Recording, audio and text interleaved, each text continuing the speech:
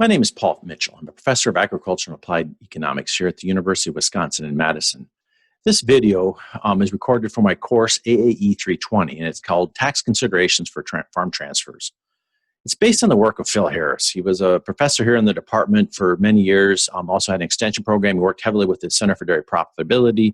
He had a JD, Juris Doctor. He had a JD. He was a lawyer, and he worked a lot on taxation and farm transfer as part of his outreach program. And these slides are built in some of his slides and some of the materials he created for reading materials. He did a lot of work helping families work through the farm succession process to connect up with a law firm and work through and understand how it works. And so these materials are quite good for that purpose. Our goal here is to understand the options people have for transferring the assets from one generation to the next on a farm and the different tax consequences of these different transfer mechanisms or methods. Most of these options also apply to non-farm assets, so these are generally applicable to business assets of any form. In general, there are 5 ways to do the transfer: selling it, giving it, wait till death and have it transfer, trade with the younger generation, or transfer it into a business entity. We'll go through each of these carefully. We're going to focus on these 4 main taxes: the income taxes, self-employment taxes, gift taxes, and death taxes, or estate taxes. We're not going to worry about the other ones so much, just like we've been focusing on so far in this course.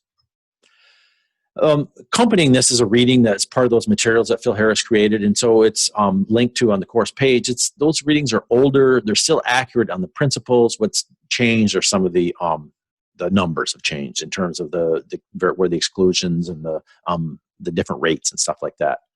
So, but page 1 is referring to page 1 in that reading. Okay, seller or selling assets. So mom and dad can sell the farm to the younger generation. There's no gift or estate tax consequences for selling it. But likely when you sell it to the younger generation as the owner, when you get all that, the money, the cash, you're likely going to trigger a variety of income and self-employment tax consequences. And we'll go through those. A lot depends on 2 things: the gain you recognize, the sale triggers recognition of that gain, and then the character of that gain makes it subject to different taxes. And what we're going to go through here is, first off, how to calculate gain, and then we'll go through some examples. You just have to understand different sale of different kinds of asset trigger different kinds of taxation or have different characters of that gain and sort of subject to different taxes. So gain traditionally is just the amount the seller recognizes from the sale, often the sales price, minus their tax basis in the asset. So traditionally, it's just the selling price minus the tax basis. And so a simple example here is the land. They buy some land. They bought it years ago for $11,800, and they decide now when they sell it, it's worth $295,000. Well, the sale price minus that tax basis, which in this case is the original purchase price, that's the gain of $283,200. That's pretty common. Another example is cows. You might have some milk cows on the farm, or maybe cows for a cow calf operation. The basis in those cows is 0 because as the cows have been growing, when they were born, they took care of them, they became a heifer in your farm, and then eventually a cow. All the costs of doing that have been deducted already on your tax forms as costs of feed, the veterinary services, the building maintenance, all the machinery you use and everything. All that's been deducted, so you have a 0 basis. And so what's the gain? It's the sale price, $130,000 minus the 0, it's $130,000. The last one is machinery. They sell the machinery for $58,934. There's still some undeducted depreciation. And so we've talked about this already. We have a depreciation schedule. The value declines over time. On the date they were sold, there was still $8,434 worth of undepreciated basis in there. That's the basis. And so the difference is $50,500. So the gain is that sale price for the machinery minus the basis that was remaining in the asset. And so here in this case, $50,000. So now we have to worry about the character of the gain. We talked about the calculation of the gain. And the key point here is different types of gain are subject to different taxes. There's ordinary income taxes that are potentially due. There's capital gains taxes that are potentially due. And there's self-employment income taxes that are due. And so they have different rates, and different types of sales of different kinds of assets trigger recognition of the taxes on those assets. And these are the 3 taxes that we'll talk about here. We've talked about this some different ways in different contexts, self-employment taxes. Just want to make sure people understand it. When you work for somebody, normally you pay half of the self-employment or employment taxes, and the employer pays half of them. It's for primarily Social Security, but also Medicare. Social Security is 12.4% on the first large amount you earn, and then the upper parts, and then there's also a 2.9% Medicare tax on there. You add those together, and it's 15.3%. So the cutoff point where Social Security shuts off is indexed, but right now it's 132,900. All your income below that level is taxed for employment taxes at 15.3%. Then when you go over to above that, it's only the 2.9% tax. So you have a full. This is how you call your self-employment taxes. You have to pay both halves if you're working for yourself. Okay, so we have three categories of gain. Some of these assets, when you sell them, trigger recognition of gain and is taxed as ordinary income and self-employment. Sometimes it's only subject to ordinary income taxes, but not self-employment. And lastly, some are subject to capital gains taxes. So the first type of asset are subject to both income taxes or ordinary income taxes and self-employment taxes. These are your more traditional assets. The technical term they use is they are held for sale in the ordinary course of business. So this is going to be things like corn and feed or livestock that you feed your livestock. Like if you have milk cows and they give birth to calves every year, those calves are sold. The ones you don't keep as your own heifers. Milk is another common one. These are all things you sell on a regular basis, and as the term is, they're held for sale in the ordinary course of business. So this is the gain from calves is subject to that, both ordinary income and self-employment taxes. But the gain from the sale of the heifers and the cows does not fall into this category. They're treated differently. So that's a pretty common one for the majority of things that farms sell. There's a couple now that are only subject to ordinary income tax, but not self-employment taxes. And this is more of the working assets, earnings from those, not the earnings, the gain from those. We'll talk about depreciation recapture and then this young breeding livestock. Think of heifers or maybe young bulls. Depreciation recapture is, we've talked about this before. You buy an asset, like say a combine, starts at a high value, and over time you depreciate it down to a lower value. Then when you sell, the actual sell price is different, and you have the calculation. There's a gain there. Gain on sell of machinery, the depreciation recapture, where maybe you over deducted on depreciation, and so you took off more. There's that difference between the sale price and the actual basis that when you sold it, that is subject only to ordinary income taxes. It avoids a self-employment tax. And so this happens commonly in farms for when they use Section 179. You buy a machine like a combine for $100,000, you fully depreciate it, take the full $100,000 in your taxes, write it off on Section 179. Then a few years later, when you sell that combine, the gain, maybe you sell it for $20,000. That $20,000 gain is depreciation recapture. You file the tax forms for it. That $20,000 is only subject to ordinary income tax. It is not subject to the self-employment tax of 15.3%. The other one is young breeding livestock, and there's a couple examples worked out there, one example on a couple pages. And that's be like heifers would be a good example on a farm, and it's defined what the age is to be young, and then there's a holding period required that you can't just magically transfer them from being feeder cattle into young breeding livestock to avoid this self-employment tax. Because though the sale of those kind of animals gets treated only for ordinary income taxes, it does not have to pay the self-employment taxes. All right, the last one is capital gains. The rates are lower. You can see in the little table here, it's 0, 15, or 20%. And the idea is to have a little bit lower rates so that you create incentive to invest. This is where things like land and buildings and breeding livestock, like cows, would fall under. If you hold them for a short time, they're treated as ordinary income, and so you get the full taxation. So if you buy a cow, hold it for a little while, and sell it again, that would be treated as the first category we looked at. The example 8 is in the readings, but more than anything, it's just these bigger assets you have. These brackets is what matters. The first $40,000 for an individual or $80,000 for a couple is there is no capital gains tax. So you can make smaller sales and not have to worry about capital gains taxes. You just get the money. In that second category there, the 15% category, it's quite a range from like 40 or 80,000, almost up to 500 or 440,000 for the individual. Then anything above those larger amounts of 441 or 500 roughly, that's at the 20% rate. And that's where these capital gains taxes level off. The other thing that's happened is back in 2013, there was a new tax instituted called the Net Investment Income Tax, NIT, and that was added on top. And this is a 3.8% additional tax. It's only imposed if your adjusted gross income is above 200,000 or 250 if you're married filing joint. The farm assets and their sales aren't subject to that tax, but if you do make a sale and it pushes your adjusted gross income above these levels, other assets you've been selling that are subject to this now can become subject to the NIT tax.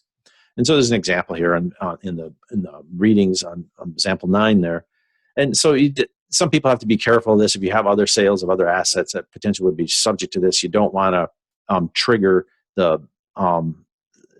breaking these limits, adjusted gross income limits, and having yourself pay additional taxes that you could avoid if you just did a little tax management.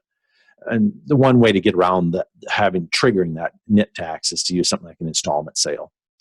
Maybe you have $1 million worth of farm assets to sell, and instead of selling them all at once and triggering your the higher capital gains, and you're triggering the higher becoming having to pay subject to this NIT tax on some of the other assets, maybe sell it over 5 years and only hit 200,000 each year. You're married filing joint. You're below the 250 category. All the other stuff you sell is never subject to the NIT tax, and by keeping it below 250, you stay in the 15% tax bracket for the capital gains rates as well. Things like that. That's an advantage, something like an installment sale. And this is the kind of things that why you sit down with the tax planner and sort these things out. Okay, so we've done the sale, and that's the most extensive of these. The next ones are going to go through much more quickly. The first one will be transfer by gift. In this situation, what it is an older generation gives parts of the assets to the younger generation. They give them a few acres of land. They give them a building. They give them machinery, things like that. The donor may have to pay gift taxes. And so if you're the younger generation, this does not pertain to you in the sense that you don't have to pay taxes. But potentially the people giving the asset to you potentially could pay taxes. And the idea, what gift taxes are ways for, they're meant to capture, to older generation or people trying to avoid taxes by giving away assets. That's what this is. The gift taxes are meant to capture that. The reality is, though, these gift taxes almost never paid, but you have to file the paperwork to demonstrate that you don't have to pay them. First off, there's an annual exclusion, and then there's also a lifetime exclusion. And the annual exclusion is reasonable at $15,000 a year, but the lifetime exclusion is very high, $11.4 million for an individual, $22.8 for a couple. So that's a huge amount of money that you can gift without ever triggering these gift tax. The lifetime exclusion you can use without having to trigger the paying gift taxes as the owner, the giver. The $15,000 a year, that's indexed, as is the 11.4, the 22.8. Those will go up as the inflation over time.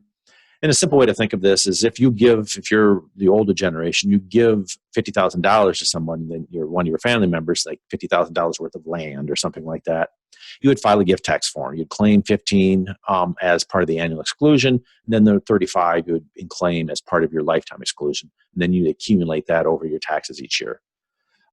If you do exceed these limits, eventually you do have to pay gift taxes. They're that 18 to 40% rate is where the gift taxes are. And there's some examples here in the reading, but note that the values are off because they're out of date before the 2013 or 2018 law. There's a couple other caveats to think about this here. First off, you can move assets to avoid having to trigger taxes. When you give them, you don't trigger have a recognizing of the gain. And the other thing is you can move, think of it, one couple giving to another couple, the older couple giving to a younger couple, the grandmother can give to her child and her child's spouse $15,000 each of them. So she just gave them $30,000, and then grandpa can do the same thing. He can give $15,000 to the child and $15,000 to the child's spouse. And so you can quickly move $60,000 worth of assets using that annual exclusion. The key there's a couple things you want to think about is, one, the basis transfers with the gift, and then there's you can't gift a loss. And so first off, the basis transfer. So if grandma and grandpa bought the farm for $1,000 an acre, it is now worth $10,000. When they give the gift of a small piece of that acreage to the younger generation, that $1,000 basis the original purchase price transfers. So now the younger generation, when they own the piece of property, it still has that $1,000 basis, not the higher current base value. There is an exception where they can't give you a loss. And so let's say they bought a piece of property for $10,000, and then the market's gone haywire, things have fallen apart, and the market's gone lower, and it's only worth $8,000 right now. When they give it to you, if that basis exceeds the fair market value, its basis is $10,000 what they bought it for, and it's currently only worth $8,000. There's a $2,000 per acre loss. They can't give you a loss. When in that situation there, the basis would then become the fair market value. And so it become an $8,000 basis, not the $10,000 basis. The last part there is if the owners, the older generation doesn't pay the gift taxes, it becomes part of the basis. And so they catch up to you eventually. The last point to note is when someone gives you these assets, so if you're the younger generation, we've been talking all about the gift taxes that the older generation might pay. But if the recipient now that has this, they might, if they sell the assets or they can do things with them that can trigger recognition of the gain, like sell them, that gain then becomes subject to taxes depending on the character of the gain. So if it's land, they give it to you with a $1,000 basis, then you sell it for $10,000 an acre, that $9,000 gain is subject to capital gains in this example as land. So when the recipient receives it, all those rules apply, the basis transfers with the gift. Okay, the next one is this tragic story of transfer at death, waiting till somebody dies. There's going to be estate tax consequences and income tax consequences. There's the estate tax exclusion. It's the same as the gift tax. It's $11.2 million, and it's indexed. It'll change over time. The readings are out of date on that value. Anything above that, the estate pays a 40% flat death tax or estate tax on it. There's some examples there, and you can work through them. Again, the numbers are off because of the law changes, but principles are exactly the same. So potentially, if you have a large enough operation, you could trigger, you could wait till your death and then transfer it, and your estate may have to pay estate taxes afterwards of 40% for amounts above that, the limit here, in this case, $11.2 million. And there's this last thing, there's no estate tax here in Wisconsin. It's only the federal government that does that here in Wisconsin. So there's an advantage to the death of a spouse. A married couple, we'll go back to the example I've been using. They bought a farm for $1,000 an acre. It's several years later. It's now worth $10,000 an acre. And then one of the spouses dies. There's this magical thing that happens at least from a tax perspective, in that the surviving spouse, their basis is adjusted to the fair market value on the date of death. So a husband and wife are married. They got the $1,000 basis. It's now worth $10,000 an acre. They've got a couple, 300-400 acres. And then they, when one of the spouses dies, say the wife dies, and the husband's left owning the whole farm, the basis is updated from not the $1,000, but to the date of death, her death date fair market value of, say, $10,000 an acre. And so what happens is all that gain evaporates.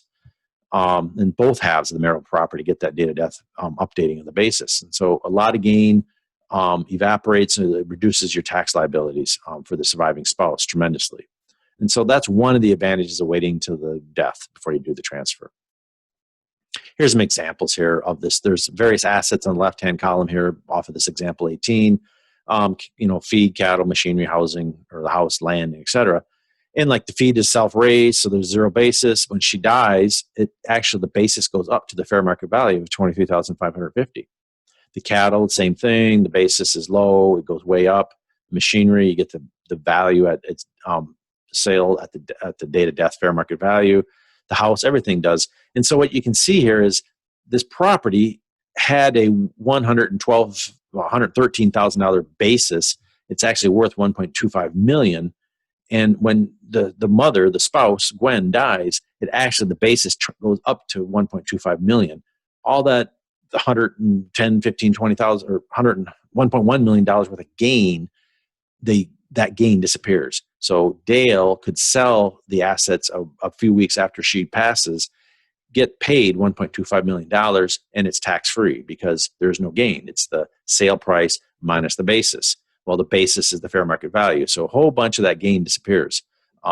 So Dale can now make a sale, have a lot of income come in that's not subject to taxes. Cost is very high in that one of the spouses has to die. And so that's major issue. Obviously, no one's in a big hurry to pass away, but it is an advantage to waiting for transfer at death. The last couple here go much more quicker. The trade one is a common one. If a younger generation has been out for a while and has accumulated some assets, they can swap with their parents. And so, like, maybe you live in town, you've bought a property like a apartment building or something like that, and it's worth, make up a number, say a couple $100,000 worth of apartment building in a city. What you can do is take that $200,000, get $200,000 worth of ownership in the agricultural operation, the land, and mom and dad can take ownership of the apartment building, and then you can swap residence or move to town, and they can manage the apartment. You can go out to the farm. The key there is it doesn't trigger recognition of the gain. It doesn't eliminate the gain and any tax liabilities. It's just a change of ownership. And so there's a couple examples there. And what Phil Harris has said is the IRS does watch these pretty carefully. So they always recommends hiring a lawyer to make sure you do it right. The last one is transferring into a business entity. And it's very much like this like-kind exchange, except it goes into, instead of with an individual, it goes into a business entity, for example, an LLC.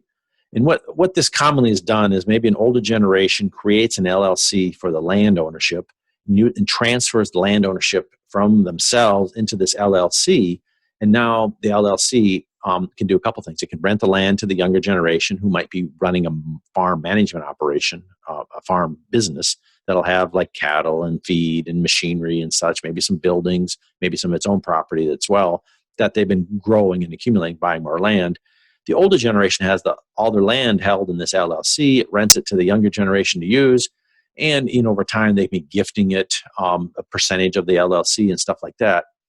The key here is that the older generation can transfer it into the LLC, and now the next generation, the younger generation, can use it, and they don't have to trigger recognition of the gain, where they all of a sudden, because the younger generation is using the land, they don't have to start paying, the older generation does not have to pay gift taxes, doesn't have to pay the capital gains taxes on the gain and the land value. So transferring it into this business entity doesn't trigger recognition of the gain, doesn't eliminate the gain, and it still can trigger potential liabilities in the future if the LLC sells it and stuff like that. And then all those gift and sale and death tax consequences, those all still generally apply. So if the LLC sells it, you would still recognize the gain. If the LLC gives it, you have to follow the gift tax rules. With the LLC, you would pay the gift taxes, etc. All that stuff applies, but it's a way for them to slowly work, make the assets available for the younger generation to use. So we've gone through the 5 traditional ways to move farm assets from one generation to the next generation. Some of the key concepts are how to calculate gain, what basis is and what events cause a change of basis, the character of the gain, how different types of gain are subject to different kinds of taxes, and then events that cause recognition of the gain. When do you have to start paying those taxes? So you have a gain, you can calculate it. When do you actually have to, what kind of taxes would that gain be subject to, and when do you have to, what events trigger recognition of that gain? And we talked about ordinary income, capital gains tax, self-employment, gift, and estate taxes. So this gives you a sense of things, and I think this would be enough to give you a chance to have a meeting now with someone to help work out a process of farm succession based off of some of this information to understand the tax consequences of it. There's a whole lot of other aspects to farm transfer we haven't covered here. This gives you the tax consequences and things to think about.